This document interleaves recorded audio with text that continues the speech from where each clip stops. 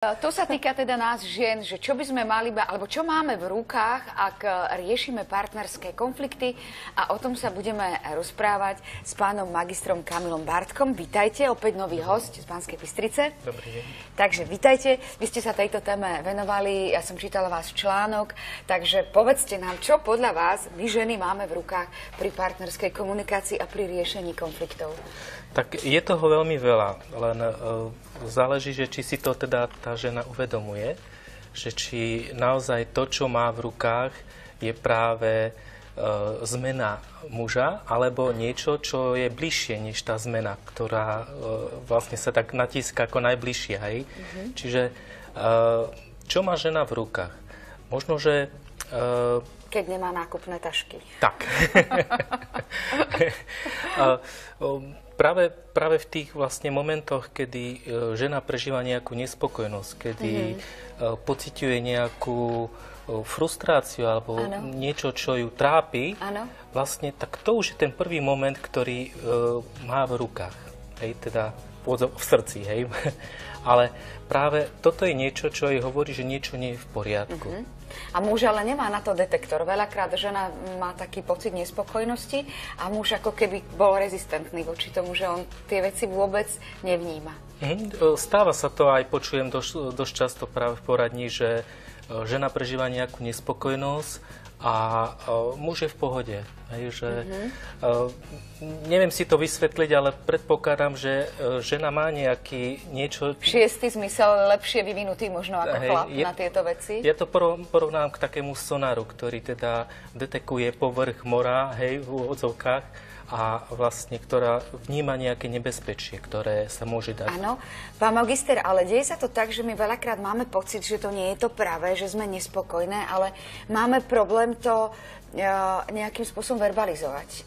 Nevieme to jasne tomu mužovi odkomunikovať. Veľakrát to ide do nejakej výčitky a teda ten muž nevie vyčítať z tej výčitky nejakú tú túžbu, ktorá je za tým skrytá. Čiže možno, že to, čo má žena v rukách, je práve racionalizovať tú túžbu a vlastne pomenovať ju takým spôsobom, aby ten muž ju dokázal počuť. To znamená, prvoplánovo mužovi treba oznámiť, o čo vám ide. Tak. Máte nejaké príklady? Tak možno, že k tomu, predtým, než ešte chce povedať, treba vlastne uspôsobiť muža, aby dokázal počúvať. A muž vlastne počúva vtedy, keď počuje o sebe, aký je dobrý. Hej, nechcem to bagatelizovať ani nejako mužov dávať do nejakej roviny malých detí, ale naozaj ono sa to dobre počúva, keď vás niekto pochváli. A keď teda je tých ocenení bohato, hej, tak vlastne ten vlastne počúva. Hej, môžeme na malých deťoch, keď teda malé deti... Na mužoch. Dobre, na mužoch. Nie, že o mužoch hovoríme, nehovoríme o malých deťoch. Dobre. Aj keď teda muži niekedy sú ako malé deti. Môže byť, len cena hračiek je iná. A vlastne v tej chvíli, keď počúvam o sebe, aký som, a teda keď sa počúvam, že som dobrý, tak v tej chvíli vlastne počúvam toho, kto mi o tom hovorí. A tu je vlastne ten moment, že muž začína počúvať. A vtedy môže práve žena formulovať tie svoje túžby a priania. Áno. To znamená, že vy nás upozorňujete na to, že muž začne počúvať až vtedy, keď ho niekto chváli. Tak. Keď to teda zjednoduším. A toto žena má v rukách, čiže vlastne oceňovať muža dennodenne. Hej? Niekedy žena si musí zobrať okuliare, aby videla, že čo teda sa dá. Niektorá možno, že lupu a niektorá možno, že aj mikroskop, aby bolo niečo na pochválenie. Ale každopádne prináša to veľký efekt. Takže efektívna je stratégia chválenia muža. A čo majú muži v rukách, pán magister? Muži majú veľké ucho. Hej, teda v rukách, ale... Vlastne muž, keď dokáže vlastne, ja to hovorím tak, že vlastne muž, keď dokáže vyčítať z tých slov žien tú túžbu, ktorá je v tom skrytá v tých slovách, on má v rukách šťastie ženy. To ste mali túto povedať do kamery. Že naozaj vlastne muži sa snažia, ale nevedia ako. a mnohokrát podľa svojej predstavy, že čo mne robí dobre, tak to ponúka žene. A žena na to nereaguje. Viete byť konkrétny teraz napríklad na nejakých príkladoch? By ste to vedeli povedať? Alebo keď som vás zaskočila, tak to nechajme tak a poďme tak ďalej. Ono, že také najjednoduchšie. Najjednoduchšie, áno, aby sme mali taký ilustračný príklad z toho. Najjednoduchšie, muž si vlastne myslí, že keď bude vynaliezavý napríklad v sexe, najjednoduchšie je hovoriť o sexe, to je najpochopiteľnejšie. Áno, dobre, že ju urobí nejakou šťastnou. A práve opak je to, že to, čo je mimo toho, to, čo je vlastne predchádza, tie rozhovory, tie slova, tá prítomnosť a blízkosť sú... Áno, toto som niekde čítala, že pre ženy potrebujú blízkosť k tomu, aby sa dopracovali teda, alebo aby mali chuť na milovanie sa, na sex s mužom.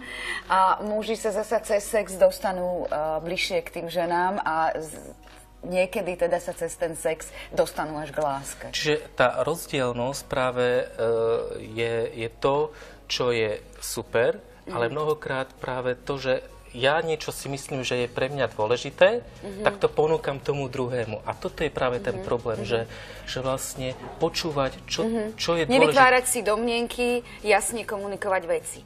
Pán magister, keďže teraz idú Vianoce, a teda ženy, my sme plné túžob dostať od muža nejaký pekný darček. A vy tu ponúkate nejaké stratégie, tak ponúknite takú najjasnejšiu pre muža, ako mu odkomunikovať, že čo by sme teda chceli pod tým stromčekom, čo by nám urobilo radosť. Tak odporúčam práve nečakať na muža, že teda on to odpozoruje. Hej, že teda nečakať, že on to nejako na to príde, alebo mu nejako tak po kvapkách dohadzovať. Chodiť stále okolo výkladu a upozorňovať, že tak toto sa mi páči. To ako nie je dobrá cesta, no? Pozri, aký pekný pulovrík. A čo keby mi ho Ježiško priniesol? Akože toto nie, muž nič nereaguje. A úplne žena by to pochopila, hej? No jasné. Hej, ale teda muž, no tak ako pekný pulovrík. A ani mu nenapadne, že žena by chcela ten pulovrík. Čiže úplne jasné na drzovku povedať, že vieš čo, túžim po tomto prstení. Alebo proste, ak je to nejaká vec, alebo nekupuj mi nič praktické, objednaj nejaký zájazd, na ktorý pôjdeme spolu. Hej, ale to, že verbalizovať o tom. Takže ak chceme, aby nám muž splnil naše očakávania, treba jednoznačne o tom hovoriť. Žiadne mystifikácie, žiadne stratégie, proste nemať očakávanie, že muž sa dovtipí. Tak. Toto ste nám prišli povedať pred Vianocami. Ďakujeme veľmi pekne. Takže, milí muži, počuli ste teda, ako to je a čakáme, že teda prídete na to, čo my chceme na Vianoce a keď na to neprídete, tak vám to budeme musieť jednoznačne povedať a teraz ideme do kuchyne. Ja sa musím trochu zastať mužov, lebo ja si myslím, že aj my ženy sa musíme opýtať, že čo vy vlastne chcete. Ano. Takže to, čo platilo tentokrát od Soničky pre vás mužov, tak ja musím aj nás ženy ako osloviť. Tak Tibor, čo by si chcel na Vianoce? Dorobiť tento recept? Áno, do Vianoc by sme to teoreticky mohli stihnúť. Super.